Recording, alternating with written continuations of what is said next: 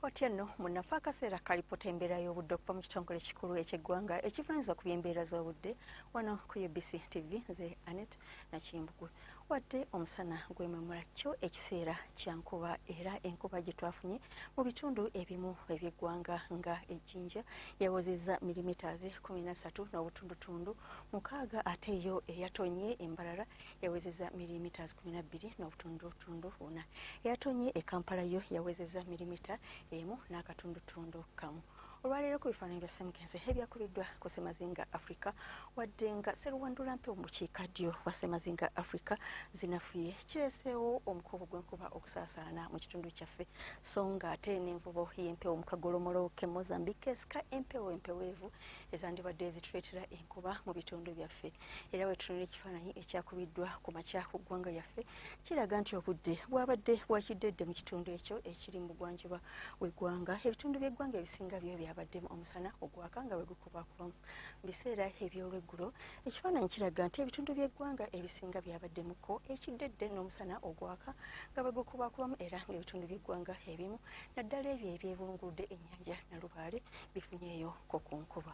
Eri ggwe asula era ng'okakkalabiza emirimu gyo mu kifo eky'enzigotta, kiba kikukwatako okukuuma omutindo ogw'obuyonjo mu kiseera kino eky'enkuba olw'endwadde eziyinza okubalukayo nga omusujja ogw'omu byenda awamu n'embiro n'endwadde endala.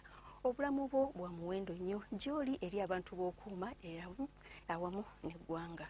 Embeera y'obudde nga bwe tugisuubira okubeera mu biseera eby'enkya ku makya, tusuubira olufuuyirize mu bifo ebyo eby'e Kabaale nga mwotwalidde n'ekifo eky'emu Arua okutwalira awamu n'ekyo ekifo ekiri mu Karamoja. Olw'ebitundu by'eggwanga ebisigadde byo bisuubirwa okubeeramu omusana ogwaka nga bwe gukubaakubamu.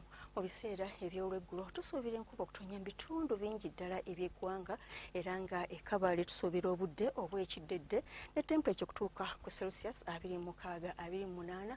Mu bugwanjuba bw'eggwanga n'eyo mu Arua temperature okutuuka ku Celsius 27. Ye Karamoja tusuubira omusana okwaka nga bwe gukubakubamu ne temperature okutuuka ku Celsius 3. Olw'ebitundu ebyebulunguludde ennyanja Nalubaale n'Amasekati tusuubirayo era olufuuyirize ne temperature okutuuka ku Celsius 26 mu bitundu ebyebulunguludde ennyanja Nalubaale nga mwotwalidde n'ekibuga kyattu Kampala.